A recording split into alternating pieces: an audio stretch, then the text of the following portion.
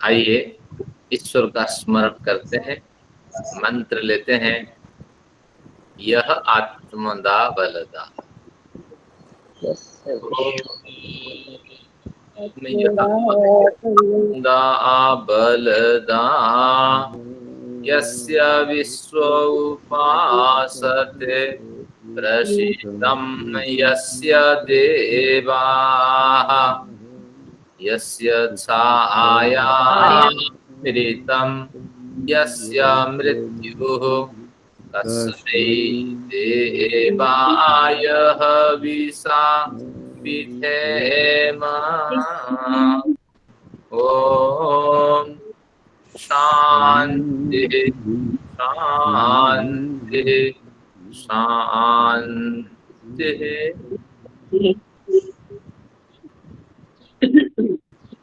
ऊर्जा स्वरूप उस परम पिता के लिए जो अखंड ऊर्जा का स्रोत है, हम सभी लोगों का नमन है। आप सभी वयोज्येष्ठों को मेरा नमन, कनिष्ठों को स्नेह है। योग दर्शन आप लोगों के प्रयत्न से और आप लोगों के सानिध्य से संपन्न हो पाया, एक खुशी है। आज एक प्रश्नोत्तर सत्र है। प्रश्न मैं भी आपसे पूछ सकता हूं और प्रश्न आप भी पूछ सकते हैं, फिर यथायोग्य इसका समाधान कर सकते हैं। जरूरी नहीं कि जो भाष्यकार कहते हैं वही ही उसी का अर्थ है। हम इसमें अपने विचार, अपने बुद्धि भी लगा सकते हैं। जैसे 5-7 बार आप योग दर्शन पढ़ेंगे, व्याख्यान आपका अलग ही होगा, क्योंकि रहस्य भी आप हो गए होंगे। तो इसलिए जो ग्रंथ बार बार पढ़ते हैं, पढ़ाते हैं, उसमें अपनी बुद्धि चलती है। तो आज इस तरह कुछ प्रकरण आप लोगों को स्पष्ट होगा, तो कुछ होंगे।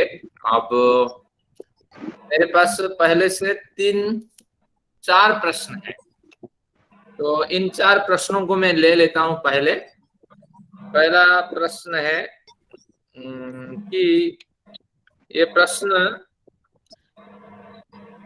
मौलिक है कि पतंजलि जी का नमस्कार वाला जो आपने श्लोक बताया था, तो उस श्लोक को तो आपने स्मरण भी नहीं कराया। तो अब ये प्रश्न और इस श्लोक को आप स्पष्ट करें, इस तरह प्रश्न है। तो अब देखते हैं कि बढ़िया हुआ उस समय मुझे स्मरण नहीं आया, नहीं तो मैं उस प्रकरण को किसी तरह वहीं शांत कर देता। आप सभी लोगों को वो मैं दिखा देता हूँ अर्थ के साथ, ताकि ये प्रश्न समाधान को प्राप्त हो जाए। आपकी स्क्रीन पे देखिए एक श्लोक आ रहा है, महर्षि पतंजलि जी की वंदना है। ये भर्तृहरि कृत वाक्यपदीय में कई कांड होते हैं। जो प्रथम कांड है सुवाक्यपदीय में ये श्लोक मिलता है। और भर्तृहरि बड़े विद्वान रहे हैं व्याकरण के। ब्रह्म कांड हम लोग एमए में भर्तृहरि के ब्रह्म कांड को पढ़ते थे व्याकरण के रूप में। इसमें आइए इस पद्य को पढ़ते। योगेन चित्तस्य पदेन वाचाम, मेरे साथ इसको एक बार अभ्यास करिए। योगेन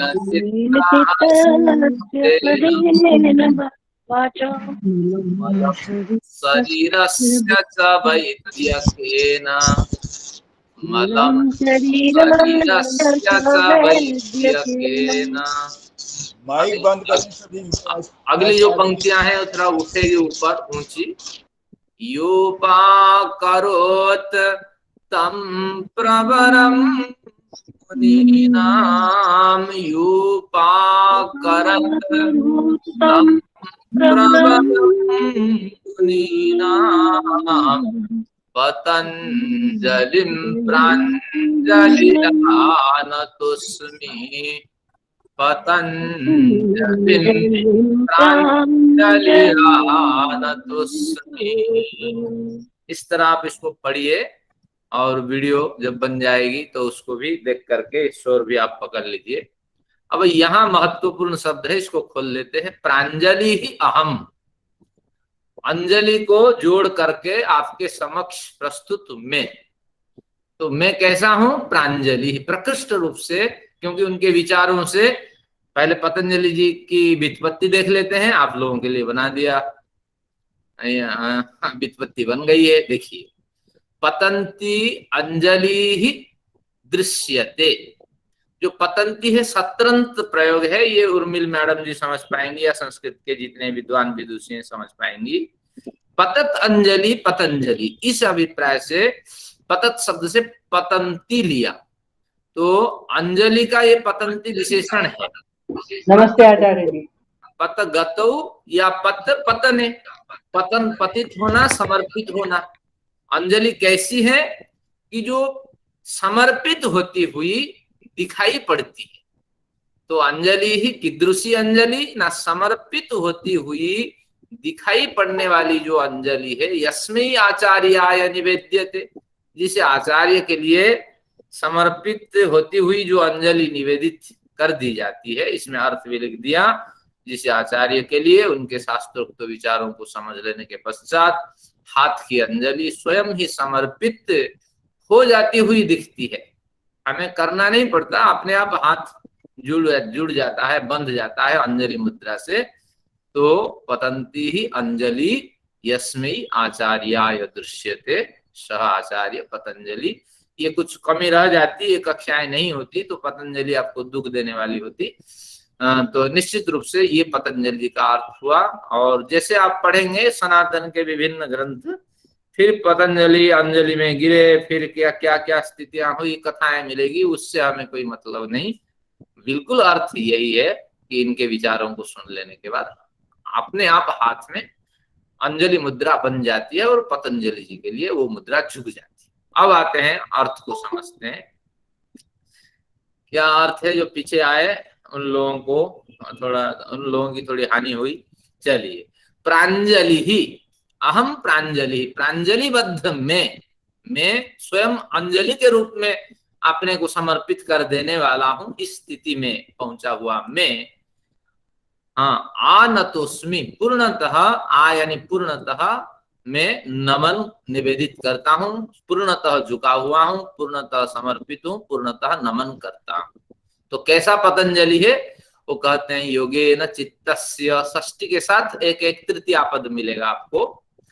तो योगेन चित्तस्य, चित्तस्य योगेन यह अपाकरत, अपाकरत इसको तोड़ देंगे, योपाकरत को, यह अलग हो जाएगा, अपाकरत अलग हो जाएगा। अपाकरत, अपाकरण किया यानी जिसने दूर कर दिया। क्या दूर कर दिया?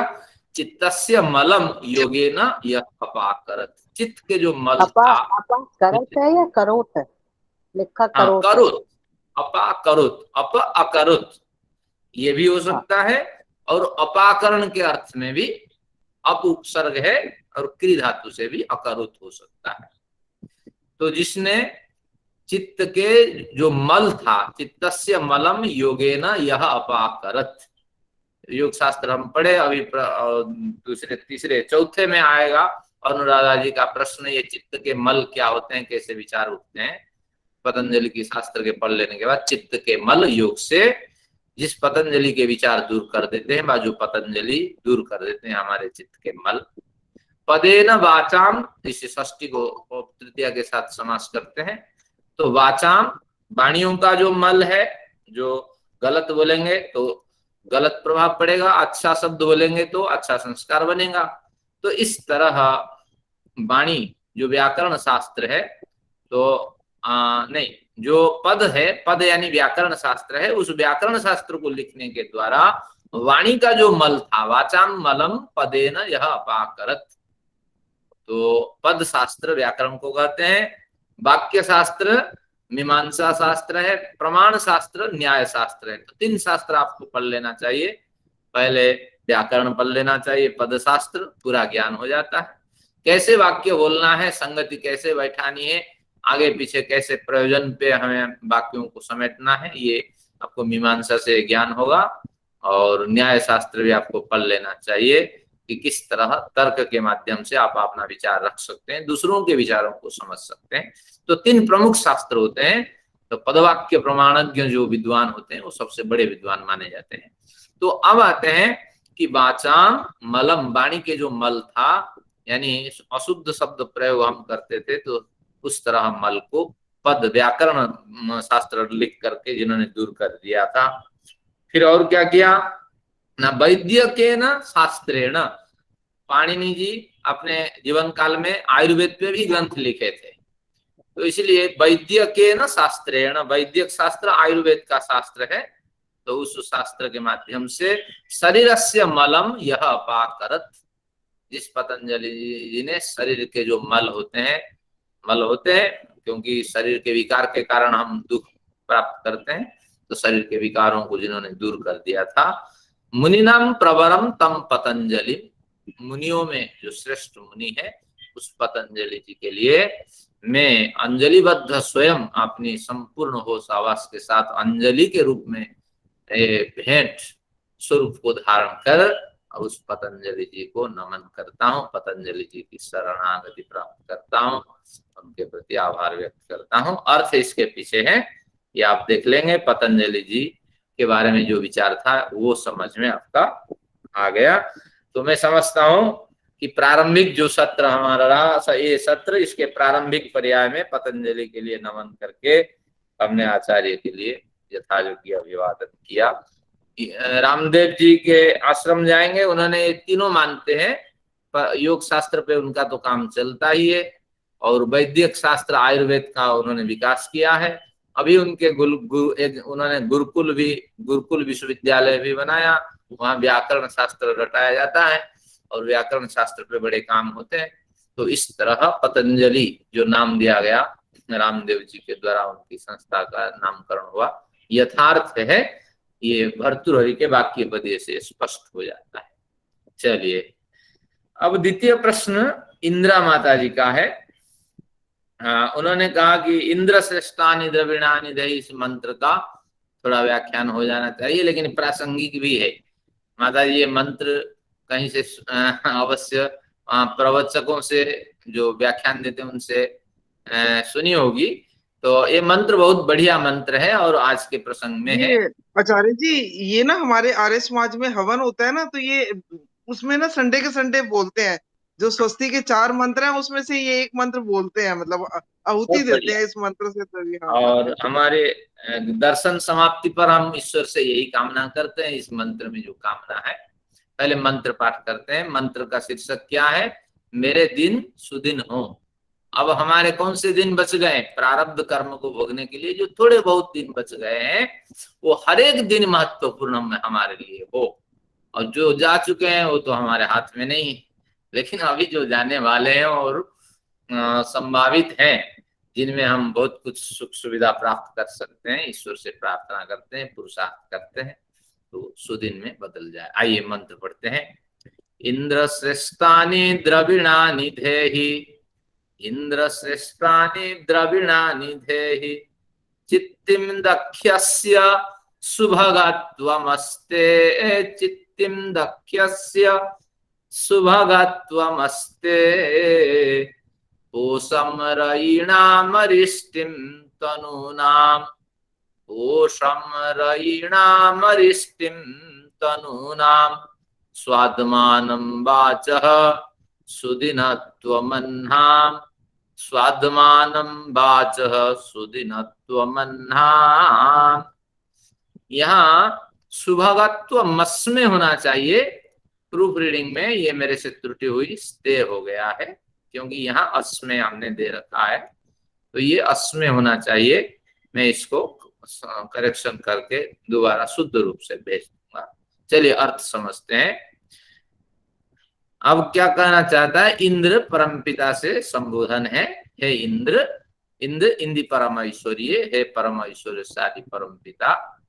तो क्या प्रार्थना है? हम संतान है, हमारा अधिकार है अपने पिता से हम प्रार्थना करते हैं। श्रेष्ठानि द्रविणानि धेहि, हे परम पिता हमें श्रेष्ठ धन प्रदान करें। धन तो प्रदान करें, श्रेष्ठ क्या है कि इतना श्रेष्ठ बुद्धि दें और इतनी नेक कमाई दें ताकि हम न्यायपूर्ण आवंटन कर सकें। यानी पर्याप्त बुद्धि होगी तो यथा योग्य कम धन होने पर भी योग्य व्यक्ति तक हम पहुंचा सकेंगे, ताकि वो व्यक्ति भी लाभान्वित हो और हम भी लाभान्वित हो। तो श्रेष्ठ धन प्रदान करें, नेक की कमाई से हमें पर्याप्त धन दें ताकि हम दूसरों की भी मदद कर सकें। ये बढ़िया है। थे ही यानी धरो, स्थापित करो, प्रदान करो। ईश्वर चित्तिम दक्षस्य शुभगत्वमस्मे, अस्मे का मतलब हम में, यानी हम सब में। तो ये मस्ते को मस में पढ़ेंगे, तो जब तोड़ देंगे शुभगत्वम अस्मे, तो अस्मे और क्या करो हे इंद्र, अस्मे दक्षस्य चित्तिम धेहि, हम सब में दक्षस्य, दक्ष बल के अर्थ में होता है, तो शारीरिक और मानसिक बल और सामर्थ्य जो है उसकी जो चिति संज्ञान है, उसकी जो समझ है, किस तरह जीवन जीने से हम सुंदर शारीरिक बल प्राप्त कर सकते हैं, मानसिक बल प्राप्त कर सकते हैं, तो ये समझ भी हमें प्रदान करें। बल तो अपने आप कार्य करने पर हमें प्राप्त हो जाएंगे, लेकिन मानसिक और शारीरिक बल सामर्थ्य को उत्पन्न करने की समझ भी दें। अगर खाना खा के घर में बैठे रहेंगे और वहीं लेटे रहेंगे तो बीमारी पकड़ेगी। तो किस तरह शरीर को सक्रिय बनाने से हम स्वस्थ रहेंगे, और विभिन्न आध्यात्मिक ग्रंथों के अध्ययन करने से मस्तिष्क किस तरह क्रियाशील बना रहेगा, चिंतन मनन करने से, ये सारी जानकारी समझ मुझे दें। फिर ये द्वितीय मांग के बाद तृतीय मांग है शुभगत्वम अस्मे शुभगत्वम अपि धेहि, हम में शुभगत्व, शुभगत्व यानी सौभाग्यत्व, सुंदर भाग्य प्रदान करें। और भाग्य का मतलब क्या है कि भाग्य का मतलब है कि जिस तरह हम जीना चाहते हैं, हमारा जो हमारी जो संकल्पना है, वो संकल्पना हमारे अनुकूल, हमारी अनुकूल से संपादित हो, और निश्चित रूप से प्रारब्ध हम पे विशेष हावी न हो, और हम अपनी संकल्पना को प्राप्त करें, यही सौभाग्य है। तो इस तरह हर व्यक्ति चाहता है सुख से जीऊं, रोग रहित होके जीऊं, समय पर उसके हर कार्य हो जाए, प्रारब्ध उस पर हावी न हो। तो इस तरह कोई है ईश्वर, आपसे प्रार्थना है, हम पुरुषार्थ भी करते हैं, तो हमें सौभाग्य प्रदान करो ताकि समाज में हम बढ़िया जीवन जी सके। और क्या मांगते हैं तीन मांग के बाद, पोषम रयीणाम, रयीणाम पोषम धेहि, रई ऐश्वर्य को कहते हैं, धनों के पोष यानी निरंतर वृद्धि के जो माध्यम है, वो माध्यम भी हमें समझाइए। धन तो मिलता ही है, लेकिन वो जो काफी पर्याप्त धन होने पर भी अगर पोषण नहीं होगा, पुष्टि नहीं होगी, बार बार धन उसी तरह नहीं आएगा, तो निश्चित रूप से जो उपलब्ध धन है वो समाप्त हो जाएंगे। तो इसीलिए रई की जो पुष्टि है, जो ऐश्वर्य की पुष्टि है, वो भी निरंतर होती रहे, हमारे बच्चे हों और वो भी विभिन्न उद्योग खोले, स्वयं भी धनवान बने, हजारों को भी लाभ पहुंचाए, विद्या की वृद्धि हो। और इस तरह इन्होंने रई नाम पोषम में बहुत कुछ मांगा, पोष देने वाली रई हमें प्रदान करें। और ये चौथी मांग के बाद पांचवी मांग में बहुत कुछ मांगा, अरिष्टिम तनूनाम, शरीरों में अरिष्टि प्रदान करें। अरिष्टि का मतलब है निरोगिता प्रदान करें, रोग भी न हो, और हम निश्चित रूप से प्रयत्न करें रोग रहित न होने की। और हमारा प्रयत्न कुछ नहीं होता, प्रारब्ध भी आगे बैठा हुआ है, हमें तो रुग्ण बना देगा, तो इसलिए उसका फल भी हम पे हावी न हो, तो हम रोग रहित शरीर धारण करें। स्वाद्मानम बाचः, बाचः स्वाद्मानम, स्वाद्मान स्वादु, स्वादु शब्द से बनता है, तो वाणी में भी हमारी मधुरता हो, वाणी हमारी न लड़खड़ाए, निरर्थक न बोले और अनावश्यक न बोले, जब भी वाणी बोले स्वार्थक और सत्य, यथार्थ और परिमित बोले, तो इस तरह मधुर हमारी शब्दावली हो। शब्दावली के कारण हमें कई बार गलत शब्द के प्रयोग के कारण जो मित्र हैं वो शत्रु बन जाते हैं, तो इसलिए सुंदर मधुर बोलने वाली वाणी हमें प्रदान करें। वाणी तो वही मधुर होगी, भले ही आपकी कर्कश वाणी हो, अगर सत्य उसमें आ जाए तो कर्कश लगने वाली वाणी भी स्वादु लगने लगती है। अब आखिर में जो मांगना था उन्होंने मांग दिया, अन्नाम सुदिनत्वम धेहि, ये धेहि के साथ अन्वय सबके होगा, सबका अन्वय होगा। तो दिनों में जो प्रारब्ध के कारण सभी प्रारब्ध फल को भोगने के लिए, देखिए मैंने लिखा अन्नाम यानी दिनों के यानी प्रारब्ध फलों को भोगने के लिए बचे शेष दिवसों के सुदिनत्व हमें चाहिए कि बहुत कुछ दिन खराब हो जाए और थोड़े दिन अच्छे मिले, ये नहीं। तो अन्नाम सर्वासाम अन्नाम सुदिनत्वम अहम काम है, सर्वेशाम अन्नाम सभी दिनों के सुदिनत्व मुझे कामना है, और बचे कुछ जो दिन है वो सुदिनत्व में बदल जाए। तो यहाँ तक 1 2 3 और यहाँ 4 5 6 7 सब कुछ यहाँ उन्होंने मांग लिया है। तो इस तरह ये इंदिरा माता जी का मंत्र रहा। तो इस मंत्र से हम प्रार्थना करते हैं ईश्वर से कि हे ईश्वर हमें इन सफलताएं प्रदान करें, और जिन जिन सफलताओं की बात कही गई है तो उस ये सफलता तब मिलेंगी जब हम पुरुषार्थ करेंगे। तो इन दिशाओं में हम पुरुषार्थ करें श्रेष्ठ धन प्राप्ति के लिए। कहीं ना कहीं इसके अंदर व्यंग्य छिपा होता है, केवल प्रार्थना करने से कुछ नहीं मिलेगा। अगर हम प्रार्थना करेंगे हे ईश्वर मेरे लिए खाना बना दो, हे ईश्वर मेरे लिए साबुन खरीद करके ला दो, तो ये काम नहीं होगा। इसके अंदर व्यंग्य छिपा होता है कि मैं निरंतर प्रयत्न करता रहूं, पुरुषार्थ करता रहूं, श्रेष्ठ धन न्यायपूर्ण धन उपार्जन करूं और समझ पूर्वक मैं बल को बढ़ाऊं, सौभाग्य से मैं युक्त रहूं, रयों की निरंतर वृद्धि करूं, शरीर को निरोग रखूं, मधुर सत्यवाणी बोलूं, और जो बचे दिन हैं समझ होने के बाद इस सारे दिन सुखपूर्वक में व्यतीत करूं। मैं पुरुषार्थ कर रहा हूं, लेकिन प्रारब्ध को मुझे डर है, तो किसी तरह आप बल उत्साह प्रदान करें, इस प्रारब्ध को भी मैं झेल जाऊं। तो इस तरह ये बढ़िया एक प्रकरण रहा। इंदिरा माता जी का धन्यवाद, उनके कारण से ये विषय स्पष्ट हो पाए।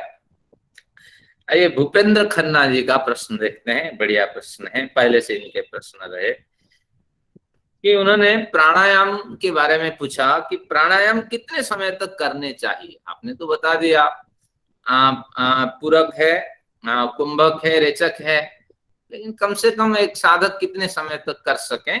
तो जिनके पास पेन है एक बार वो उसको कुछ फॉर्मूला लिख लेंगे तो वो सुविधा रहेगी, आगे भी आप इस विद्या को संप्रेषित कर पाएंगे। तो जो 1 घंटा होता है वो 60 मिनट्स के होते हैं। तो 1 घंटा अगर 60 मिनट्स के हैं तो 24 घंटे हैं, तो 60 मल्टीप्लाई बाय 24 1440 मिनट ये हमारे दिनमान बन गए। अब जिन लोगों ने योग दर्शन पे काम किया, प्राणायाम आदि किए, तो उन लोगों का तर्क है कि एक स्वस्थ व्यक्ति एक दिन में 1 मिनट में 15 श्वास प्रश्वास ये ग्रहण करता है 1 मिनट के अंदर। अगर 1 मिनट में एक स्वस्थ व्यक्ति 15 श्वास प्रश्वास लेता है, यानी दोनों क्रियाएं कर लेता है, कुंभक तो होता ही नहीं है, सांस अंदर जाती है और फिर बाहर आती है। तो अगर 1 मिनट में 15 एक क्रियाएं हो जाती है स्वस्थ व्यक्ति की, तो फिर 1440 मिनट में कितने सांसें हो सकती है ना? 1440 डिवाइडेड बाय 15, तो 21,600 श्वास प्रश्वास हम एक दिन में ले लेते हैं। ये एक कैलकुलेशन आपका है।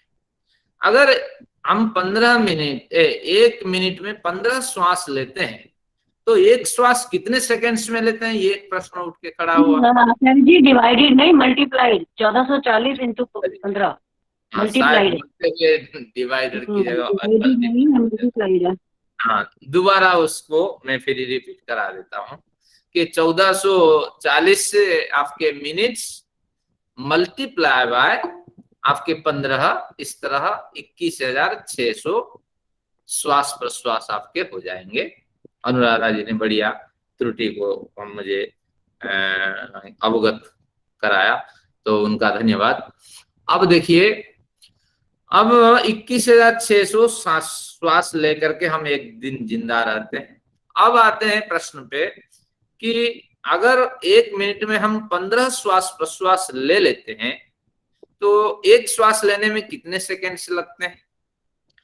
तो अब सेकंड्स में इसको बदल दीजिए, 60 सेकंड्स 1 मिनट है, तो उसको डिवाइडेड कर दीजिए किसमें, 15 में, तो 4 4 सेकंड। सेकेंड्स, हाँ, यानी 4 सेकेंड्स में हम एक श्वास प्रश्वास की क्रिया पूरी कर लेते हैं। तो नॉर्मल। हाँ, तो ये योग दर्शन के प्राणायाम के प्रकरण में जाएंगे। वो कहते हैं कि जब भी प्राणायाम आप करते हैं, व्यास जी का विशेष आग्रह है कि एक उद्घात तक आपका प्राणायाम होना चाहिए। एक उद्घात का मतलब है कि भाष्यकार उसको खोलते हैं कि कम से कम एक उद्घात में 12 आपकी श्वास क्रियाएं होनी चाहिए। तो एक श्वास क्रिया के लिए कितने सेकंड्स लगते हैं, 4 सेकंड से है। तो अगर हम 12 श्वास क्रियाएं करेंगे तो कितना होगा, 12 चौ 48 है, तो 48 सेकंड से लग जाएंगे। यानी एक उद्घात का समय है 48 सेकंड। अब कोई राजा की आज्ञा नहीं, 48 पे ही हम रुके रहेंगे। सरलता के लिए एक राउंड फिगर ले लेते हैं, 50 सेकंड्स कम से कम एक उद्घात का समय होना चाहिए। तो क्या कहते हैं भाष्यकार कि एक उद्घात तक प्राणायाम होना चाहिए। इसको दूसरे शब्द में कहें 12 श्वास प्रश्वास तक आपके एक प्राणायाम होना चाहिए। तीसरे शब्द में उसको कहते हैं, तीसरे वाक्य में, कि वह कम से कम 50 सेकंड्स तक होने चाहिए।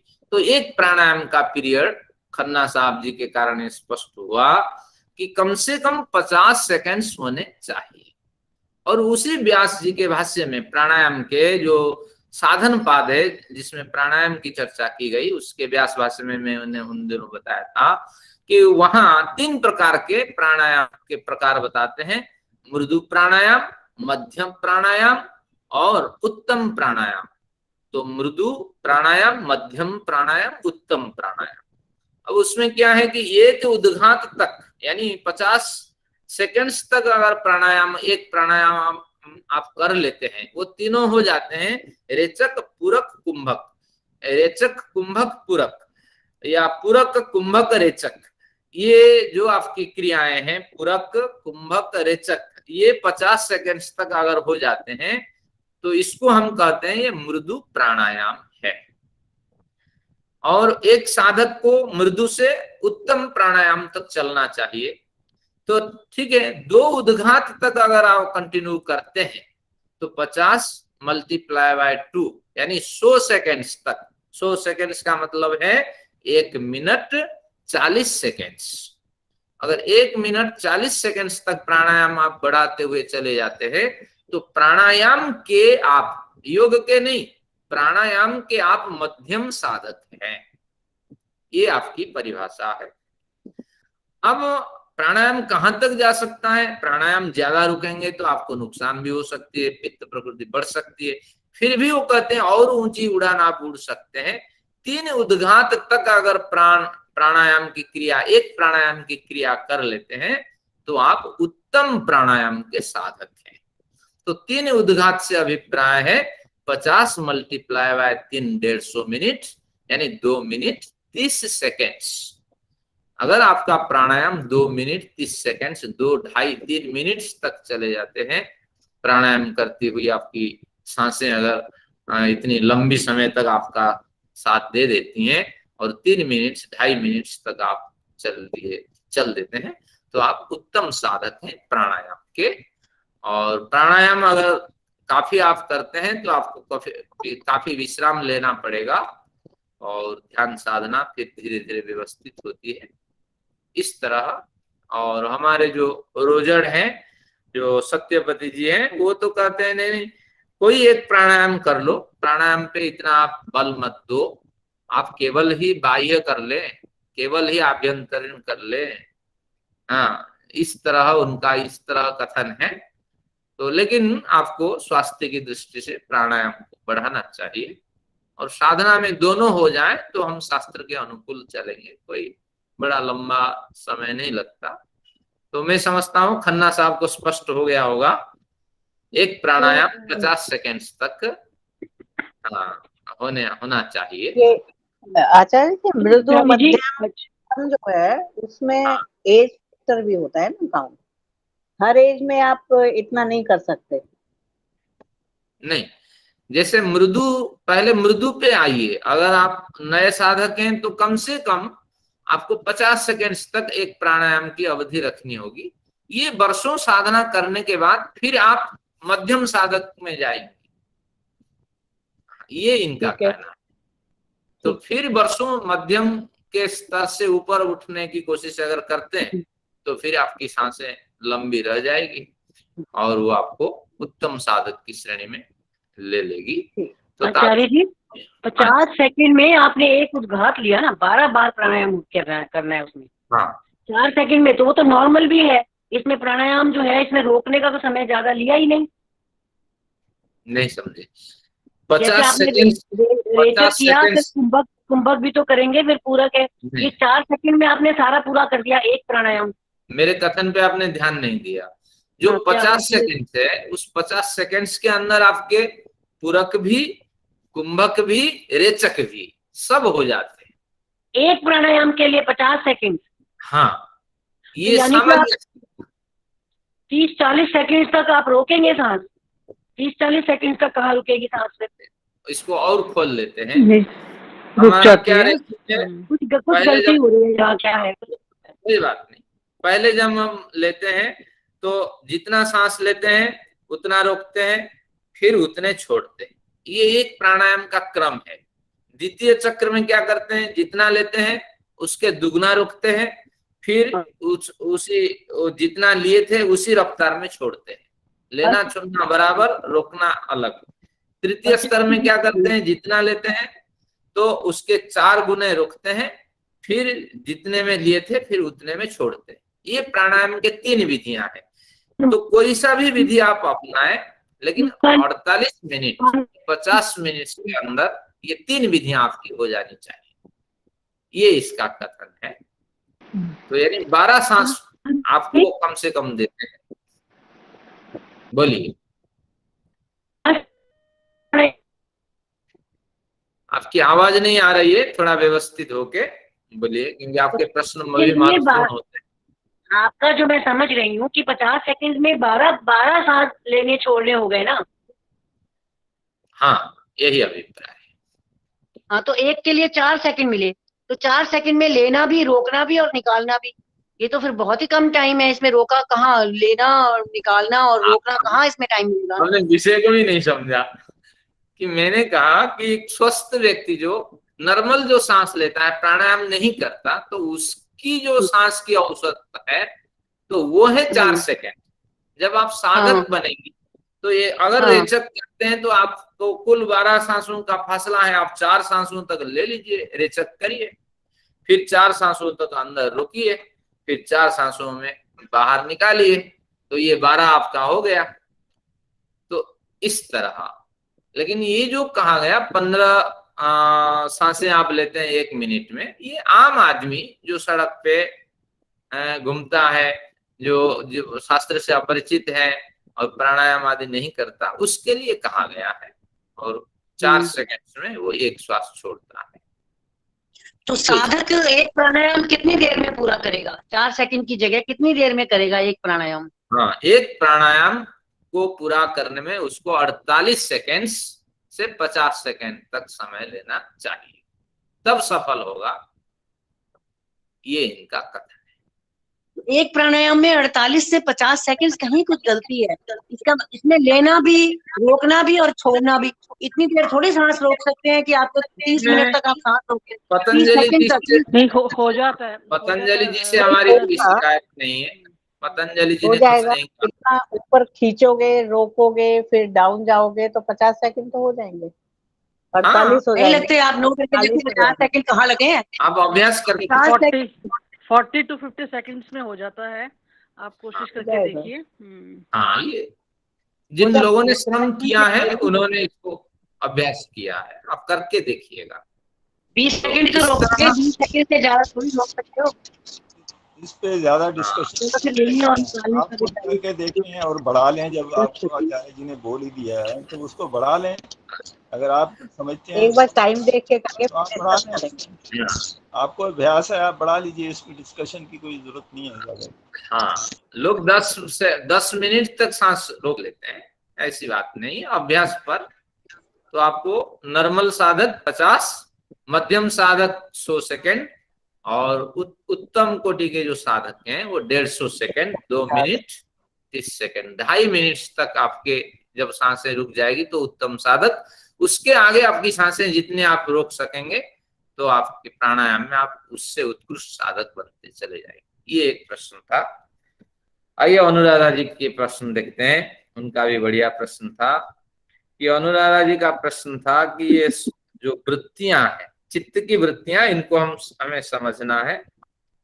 तो ग्रंथकार कहते हैं हमारे कि योगस् चित्त वृत्ति निरोध, कि चित्त वृत्ति को निरोध कर देना योग है। तो प्रारंभिक पर्याय में चित्त वृत्ति जो है और चित्त का एक क्या कहेंगे इसको, स्टेट है, चित्त का एक अस्तित्व है, स्थिति है, चित्त स्थिति चित्त वृत्ति, इस पे चर्चा करते हैं, फिर इसके बारीकी से समझते हैं। चित्त अगर किसी विचार पे लंबे समय तक टिकता है, मान लीजिए एकाग्रता के साथ टिक गया, तो उस चित्त की जो स्थिति है, उस एकाग्र स्थिति में चित्त है। तो जितने प्राणायाम से लेकर के हम साधना तक करते हैं, संप्रज्ञात समाधि के धर्ममेघ समाधि तक हमारी यात्रा होती है, ये सारी एकाग्र चित्त वृत्ति के साथ ये यात्राएं होती है। और जब निरुद्ध चित्त वृत्ति की स्थिति आती है तब तक हमारे क्लेश नष्ट हो चुके होते हैं और निरुद्ध चित्त वृत्ति में हमें साक्षात ईश्वर का सानिध्य मिलता है और उनका अनुभव हो जाता है। तो इस तरह चित्त की जो स्थितियां हैं वो 3 हैं, क्षिप्त, मूढ़, विक्षिप्त, ये 3 हैं। और 2 विशिष्ट स्थितियां हैं, वो है एकाग्र और निरुद्ध। हाँ, तो उसमें भाष्य में जो पुस्तक हम पढ़ने के लिए रखे थे, तो उसमें उन्होंने स्पष्ट किया है कि जो क्षिप्त वृत्ति है वो सबसे निकृष्ट वृत्ति है।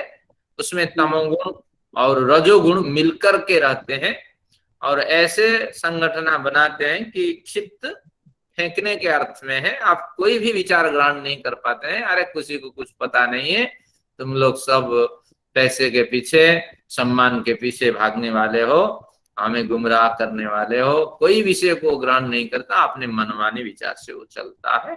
रजोगुण और तमोगुण बिल्कुल बराबरी मात्रा में रहते हैं और सत्वगुण तो दबा हुआ रहता है, सत्वगुण का सवाल ही नहीं। तो ये क्षिप्त कुछ ग्रहण करने के लायक ही नहीं रहता, व्यक्ति कुछ ग्रहण नहीं करता। उससे थोड़ा ऊपर जाते हैं मूढ़। मूढ़ कुछ तो ग्रहण करता, लेकिन तमोगुण उसमें अधिकता है, अज्ञान उसमें जबरदस्त होता है और उसी को, अज्ञान को छोड़ता नहीं है और जो ग्रहण करता वो निरर्थक ग्रहण करता और सारा श्रम उसका व्यर्थ हो जाता है। तो इसलिए हमारा बंधन का कारण कौन है? अज्ञान है। अज्ञान यानी जो जैसा है उसको ऐसा न समझना। देखिए इस समय स्थिति है, श्रावण का मास है। देखिए हमारी एक अज्ञानता है कि हमें जड़ की उपासना नहीं करनी है। उन द्रव्यों से कईयों का कल्याण हो सकता है, लेकिन अभी बर्बाद कर देंगे। दूध कर देंगे, माखन कर देंगे, हल्दी कर देंगे और जो जो सामान है प्राणियों को नहीं मिलना है, लेकिन जड़ों में उसको डाल करके धर्म के नाम पर हम उसका बर्बादी कर देंगे। और कितने पानी उसके पीछे लगे होंगे कि वो पदार्थ जब उत्पन्न होते हैं तो उनकी उत्पत्ति में जल कितना खर्च हुआ होगा, ऊर्जा कितनी खर्चा हुई होगी, लेकिन उसकी कोई परवाह नहीं, हमें धर्म कमाना है। चलिए, तो ये हुआ मूढ़ अवस्था जिसमें तमोगुण जबरदस्त है। क्षिप्त, मूढ़, विक्षिप्त। यहाँ क्या है कि रजोगुण प्रमुख है, विक्षिप्त है। तो ये विक्षिप्त यानी विविध रूप से क्षिप्त की वृत्तियां उठती है। थोड़ी देर इसको ग्रहण कर लेना, फिर उसको छोड़ देना, थोड़ी देर उसको ग्रहण कर लेना, जब कठिनाई आए उसको भी छोड़ देना। तो इस तरह किसी में स्थिर नहीं होना। और विक्षिप्त कहते ना, ये व्यक्ति विक्षिप्त हो गया है, यानी विचार, हाँ पागल हो गया है, किसी भी विषय पे इसकी रुचि नहीं है, सबको ग्रहण करता है और सबको छोड़ता हुआ चला जाता है। तो ये विक्षिप्त है। और एकाग्र, ये इसी से साधना शुरू होती है। और विवेक, वैराग्य, अभ्यास और समाधि, ये 4 शब्द आपको याद रख लेने से हो गया योग दर्शन। विवेक, वैराग्य, अभ्यास, समाधि ये इन स्थितियों से गुजरता है। और जब असंप्रज्ञात समाधि की स्थिति होती है तो ये एकाग्र निवृत्त हो जाता है, फिर निरुद्ध स्थितियां मिल जाती है। तो ये चित्त की स्थितियां हुई है।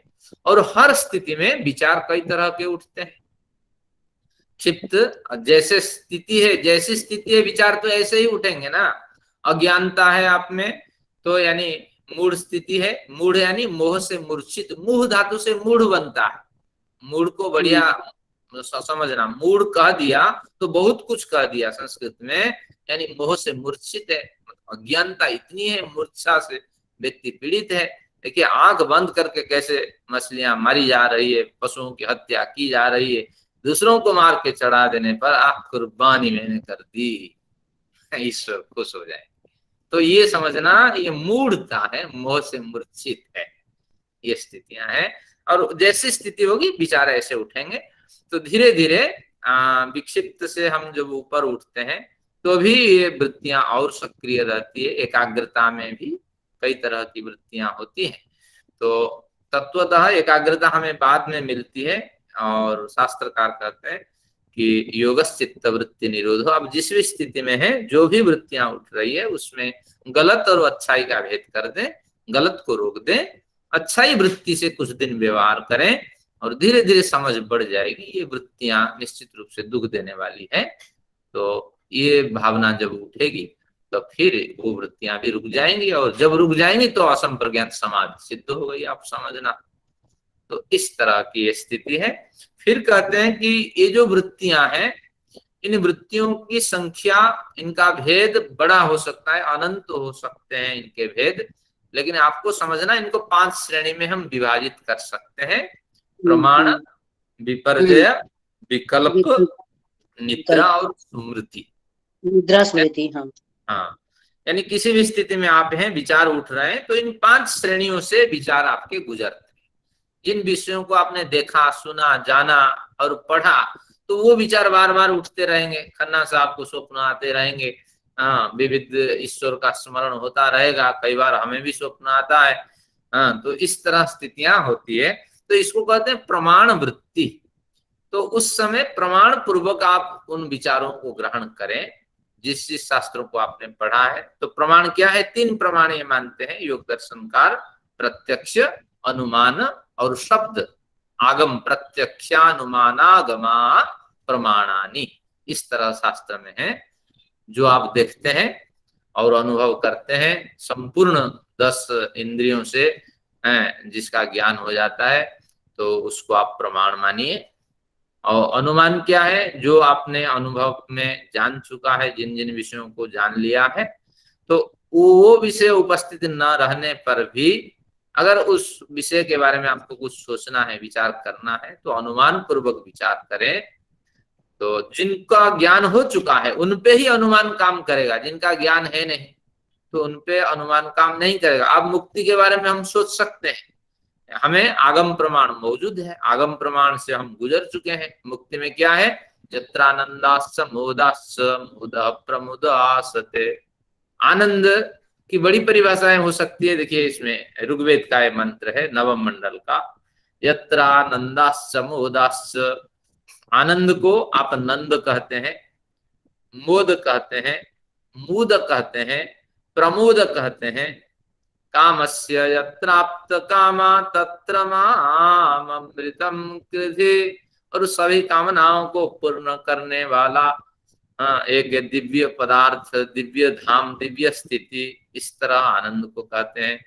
तो उस मुक्ति लोक में आपको ये सारी परिभाषाओं से रहित, इससे भी दिव्य आनंद मिलने वाला है।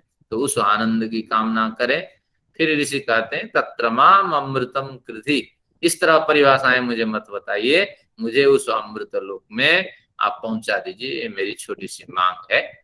तो इसको हमने पढ़ लिया शब्द प्रमाण से। फिर हमारे मन में विचार उठते हैं और हमें कई बार स्मरण करते हुए थोड़ा अनुभव भी हो जाता है।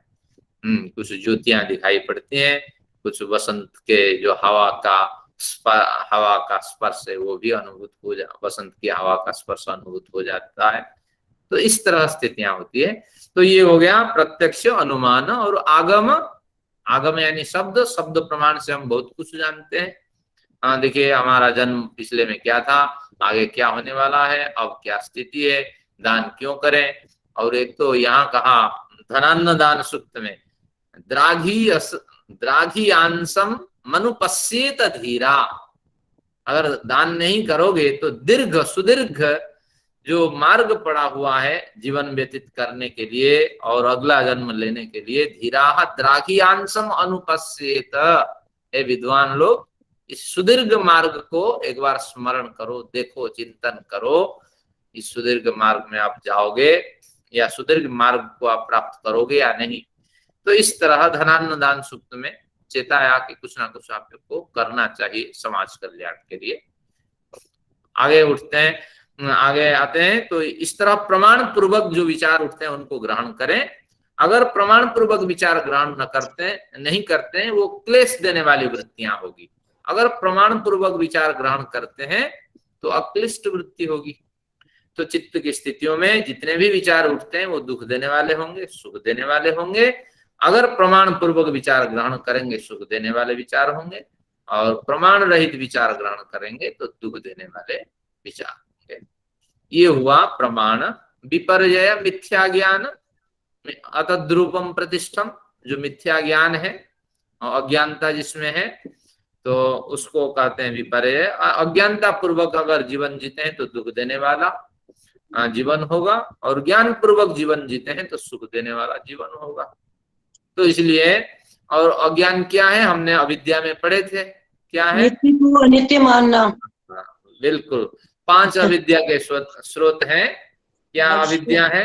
नित्य को अनित्य मानना, जड़ को चेतन मानना, हाँ, सूचि को असूचि मानना, और क्या है, अनित्या सूचि दुखानात्मसु। ये सूत्र आपको याद रखना पड़ेगा। अनित्य, असूचि, दुख और अनात्म, ये 4 सूत्र वो बताते हैं। अनित्य में नित्य बुद्धि, असूचि में सूचि का बुद्धि, अनित्य असूचि दुख में सुख का ज्ञान, अनित्य असूचि दुख, और अनात्म में आत्मा का ज्ञान। किसी व्यक्ति को आपने डांट दी, कभी पश्चाताप होता है या नहीं? अगर होता है तो आप साधक हैं। अगर भले ही वो गलती करने वाला हो, डांटने पर भी अगर पश्चाताप होता है तो समझ लेना चाहिए आप योग मार्ग के अधिकारी है। क्योंकि आपको जैसे डांट अच्छी नहीं लगती, उसको भी निश्चित रूप से दुख देने वाली होगी। तो आप पश्चाताप करिए। इसी को और किसी तरीके से हम बता सकते थे, लेकिन वो हमसे नहीं हुआ। तो ये आत्मनिरीक्षण में इसके लिए ईश्वर से प्रार्थना करें कि ऐसी शब्दावली का प्रयोग ना करो। तो ये अविद्या पूर्वक जीते हैं तो दुख देने वाले विचार होंगे और उससे जीवन दुखमय होगा। और विद्या पूर्वक जीते हैं, उसी कार्य को बेहतरीन ढंग से रचनात्मक रूप से करते हैं, तो निश्चित रूप से ये विचार आपके लिए कल्याणकारी होंगे। तो ये हो गया प्रमाण विपर्यय। विकल्प क्या है? शब्द ज्ञानानुपाति वस्तु शून्यो विकल्प। जैसे शब्द सुनाई पड़ रहा है उसी के आधार पे आपकी यात्रा होगी, और आप कोई तर्क विचार नहीं रखेंगे। जैसे शास्त्र कहता है इसी के अनुकूल चलेंगे, जैसे हमारे पूर्वज कहते हैं उसी के अनुकूल चलेंगे। और जब विफलता मिलेगी फिर डांट लगाएंगे, अरे इसको बताने वाला निश्चित रूप से मूर्ख था, दुष्ट था। देखिए उदाहरण आपके समक्ष क्या है, उदाहरण कि शूद्र ढोल गंवार शूद्र पशु नारी। इसको किसने कहा? तुलसी ने कहा। इन सबको, ये सभी ताड़न के अधिकारी, ये सभी को पिटाई होनी चाहिए, तभी ये सुधरेंगे। अब ये शब्द ज्ञानानुपाति, जैसे हमारे आचार्यों ने कहा हम उस आधार पे चले। तो निष्कर्ष क्या निकला? भैया ये शास्त्र का सिद्धांत नहीं है, ग्रंथकार का वचन है। तो इसलिए ग्रंथकार का वचन होने के कारण गुण दोष ग्रंथकार को जाता है। तो क्यों व्यर्थ के शास्त्र के सिद्धांत मानते हैं? फिर इसी तरह क्या, प्राण जाई बरु वचन न जाई, रघुकुल रीति सदा चली आई। किसने कहा? तुलसी ने कहा। तो इस तरह आप उसको कहते हैं राम के ये विचार है। कहाँ राम के विचार है बताइए? ये तो तुलसी के विचार है, राम के बारे में उसने कुछ लिख दिया। इसी तरह खूब वाल्मीकि ने राम को रुलाया, जंगल जंगल भटकाया, और सबसे राम जैसे पुण्यात्मा, और उनको इस तरह क्या इसने वाल्मीकि ने क्या क्या दशा कर दी उनके साथ। तो निश्चित रूप से हमें दुख देने वाली स्थिति होती है, और उसको वाल्मीकि को करुण रस निकालना था, चाहे राम आपके लाखों कष्ट झेले, क्या फर्क पड़ता है। राम जो मर्यादा पुरुषोत्तम कहलाते हैं, अरे वो इतना थोड़ी पत्नी के चले जाने पर इतना वेग थोड़े हो जाएंगे। और जिसे देखे कोई काष्ठ पाषाण वृक्ष, ये ज्ञान नहीं रहेगा, ये हम नहीं मान सकते। तो इस तरह शब्द ज्ञान के अनुसार चलने से आपको बड़ा दुख मिलेगा।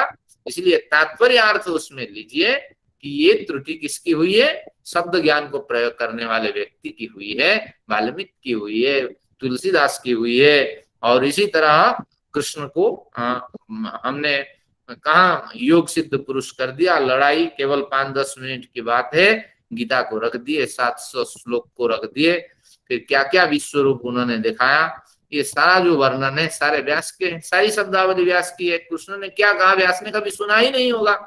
अरे व्यास कहाँ है, कृष्ण क्या है, 4-5 साल के बाद युधिष्ठिर राज्य होने के बाद प्रोजेक्ट बना करके व्यास लिख रहा है महाभारत। तो ये सारे आपको ध्यान रखना पड़ेगा। ये विचार शब्द ज्ञान के अनुसार नहीं चलिए, अगर चलते हैं तो आपको दुख देने वाला निश्चित होगा। और जब जब धर्म की हानि होती है तब तब मैं प्रकट होता हूँ, गीता में ये लिखा है अब स्कन वाले और जो लोग हैं हमसे लड़ जाएंगे, भैया शास्त्र में लिखा है। लेकिन ये शब्द ज्ञान विकल्प वृत्ति यहाँ मौजूद है। जरा समझ के देखिए, शब्दावली किसकी है, लेखक की है, व्यास की है। और व्यास के मन में कुछ भी आएगा, आप शिवाजी के नाम लिखेंगे, और शिवाजी कहते हैं कि मेरे हाथ तलवार होते ही ब्रह्मा भी मेरे से लड़ नहीं सकेंगे। तो शब्दावली लेखक की होगी ना, शिवाजी की थोड़ी होगी। तो इसी तरह आपको शब्द ज्ञान से नहीं चलना।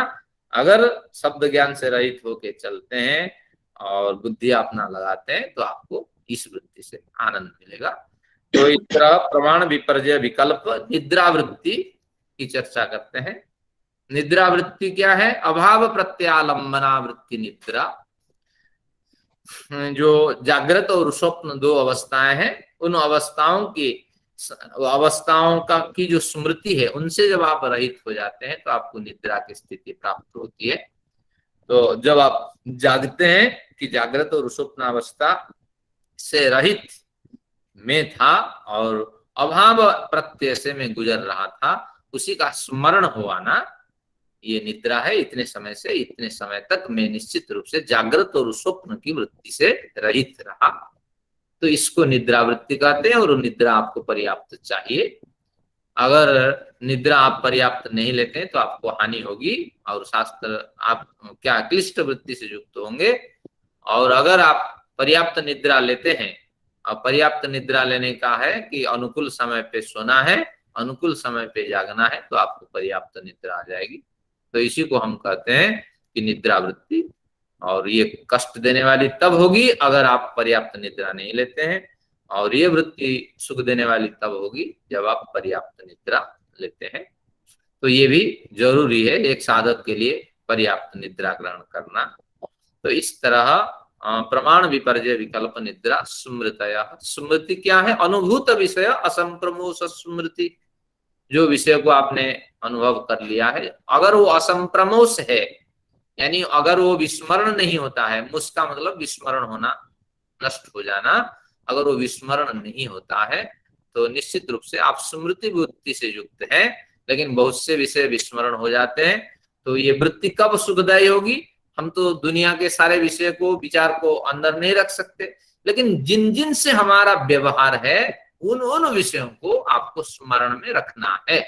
एक अध्यापक के लिए जो क्लास में प्रमुख होते हैं, जिनके नाम रखने होते हैं, जिनसे काम कराने होते हैं, उन्हीं के नाम याद रहते हैं, सारे नाम थोड़ी याद रहते। तो यही कह रहे हैं कि अगर वृत्ति से आप सुख लेना चाहते हैं तो निश्चित रूप से इस तरह स्मृति वृत्ति बनाइए कि जितना आप स्मरण रख सकते हैं, जिनसे व्यवहार है उन्हीं का स्मरण रखें, बाकी को विस्मरण कर दें। और या किसी नोट फोट में इसको रख लें। जैसे मैंने अभी कहा कि प्राणायाम के बारे में, और उस समय कह सकता था लेकिन अनुभूत विषय असंप्रमोष, उस समय अगर कुछ बोलता तो दुख देने वाली वो वृत्ति होती।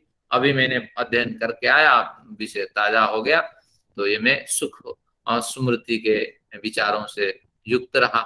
तो इस तरह आपको समझना चाहिए, जितना सा व्यवहार है उतनों को याद रखें, बाकी सब भूल जाइए।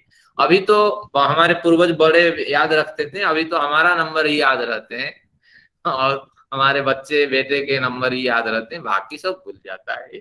और नोट में है, जब जरूरत है नोट्स देख लेते हैं कहाँ कहाँ लिखा है। तो इस तरह शास्त्रकार भी यही कहते हैं, पूरी दुनिया को याद रखने की कोई आवश्यकता नहीं है। तो इस तरह ये विचार है सुख देने वाले। आचार्य जी, तो एकाग्र और निरुद्ध वृत्तियां जो बताई है ना आपने, एकाग्र में तो संप्रज्ञात समाधि आती है और निरुद्ध में असंप्रज्ञात समाधि आती है। तो इसमें वैराग्य है क्या है, विवेक ख्याति है, ये दो तीन चीजें मिश्रित है ना। ठीक है, इसको एकाग्र वृत्ति जब है, जब आती है उस समय एकाग्र वृत्ति में हम सत्वगुण प्रधान जीवन जीते हैं। हमारा जीवन बिल्कुल सत्वगुण से युक्त रहता है और रजोगुण और तमोगुण ये पूरा न्यून बराबरी मात्रा में दबे हुए रहते हैं और सत्व उबार की स्थिति में होता है। तो ऐसी स्थिति में साधना करते करते सबसे पहले तो जो सांसारिक विषय है उनके प्रति वैराग्य उत्पन्न होता है। जिन विषयों को हम भोग चुके हैं उनमें दुख दिखाई पड़ता है, जिन विषयों को अभी भोगना बाकी है, अभी अभी यूरोप जाना है, एक टूर घूम के आना है, विचार उठ रहा है। अनुराधा जी ने कहा, हम गए थे, आदित्य अग्निहोत्री जी ने उस दिन कहा था यूरोप घूमना चाहिए। तो ये एक विषय है और हमारे पास साधन है, तो जाने की इच्छा हो रही। लेकिन शास्त्रकार कहता है कि जब योग के साधक हैं, जो विषय आप भोग चुके हैं उनके प्रति भी दुख आप देखें और जिनको नहीं भोग चुके हैं उनके प्रति भी इसी तरह दुख समझ करके उनके प्रति भी तृष्णा का भाव लाए, उनको छोड़ दे। अब मुझे नहीं जाना, यूरोप नहीं जाना, फलाना नहीं जाना, मुझे तो जो समय बचा है साधना में व्यतीत करना है, बुढ़ापा आ गई। ये इस तरह इस सत्वगुण से ये वृत्ति उत्पन्न होती है, इसको कहते हैं अपर वैराग्य। फिर आगे साधनाएं आपकी जारी रहती हैं तो फिर एक वृत्ति आती है कि ये सत्वगुण में भी दुख दिखाई पड़ने लगता है। सत्वगुण में बंधे रहते हैं और सत्वगुण को ही प्रमुख मानते हैं, गुण ही बंधन का कारण है। मैंने जैसे उदाहरण दिया था, पनीर की सब्जी में भी कई तरह के मसाले होते हैं, तो इसलिए बिना मसाले के पनीर की सब्जी बनती नहीं है। यानी सत्वगुण में अगर हम बंधे हुए हैं तो रजोगुण तमोगुण भी हमारा पीछा नहीं छोड़ रहे, इनको भी छोड़ना। तो ऐसी स्थिति अगर उत्पन्न होती है तो फिर आपको आत्म साक्षात्कार होने लगता है, जीवात्मा का साक्षात्कार, उसमें अधिक आनंद आपको अनुभूत होने लगता है। जब जब समाधि लगाते हैं तो धीरे धीरे सत्वगुण से आपका किनारा होता जाता है। फिर आप घर छोड़ देते हैं। सात्विक वातावरण को त्याग करने का पहला साधन है घर आदि छोड़ना है, गृह के प्रति अनिच्छा का भाव, स्वतंत्रता, अपनी संभावनाओं पे जीने का जो विचार है। तो ये बहुत साधक कहते हैं घर छोड़े बिना आपको अपर वैराग्य पर वैराग्य की सिद्धि नहीं हो सकती। तो ये बंधन है इस तरह, लेकिन बारीकी से देखें हो भी सकती है अगर योग्य साधक हैं और आपने संबल पे आप जीते हैं। जैसे स्वामी विदेह होते थे, आपने पेंशन पे ही वो जीते थे, परिवार को उन्होंने त्याग कर दिया और अपना वो था आश्रम था, वो थोड़े बहुत पेंशन उनको मिलती थी, तो उसी से वो गुजारा करते थे। क्या विचित्र उनका जीवन रहा। तो ये उनका उनकी पावन भूमि है। तो इस तरह ये प्राप्ति हो सकती है। तो इस तरह ये आपका पर वैराग्य है और पर वैराग्य की प्राप्ति हो जाने पर फिर पूर्ण विवेक ख्याति से आप जुड़े रहते हैं। आत्मा प्रकृति, आत्मा परमात्मा, इसी के विचार में आप डूबे रहते हैं। फिर कभी आपको एक विशिष्ट समाधि की प्राप्ति होती है तो आपका पूरा जीवन उसी समाधि में जीवन में व्यतीत हो जाता है। फिर किसी अवसर पे आपको परमात्मा का साक्षात्कार होता है। तो इसी तरह शास्त्र का सिद्धांत है। धन्यवाद, वो तो स्पष्ट हो गया। आगे तो व्यवहार्य है जो अब पर वैराग्य आदि में वो हमारे बस के नहीं दिख रहे हैं, लेकिन हो सकते हैं। संभावना जब शास्त्रकारों ने व्यक्त की है तो कहीं ना कहीं हो सकता है मार्ग, ऐसे नहीं कि निरर्थक होगा। चलिए, कुछ आज समय समाप्त हो गया है, लेकिन मैं अभी बैठूंगा। जिनको जाना है कक्षा की समाप्ति कर दी गई है। 5-7 प्रश्न रहे और जिनको प्रश्न रखना है मैं बैठूंगा आज। तो आप सभी लोगों का धन्यवाद। फिर अगली क्लास में क्या लेंगे?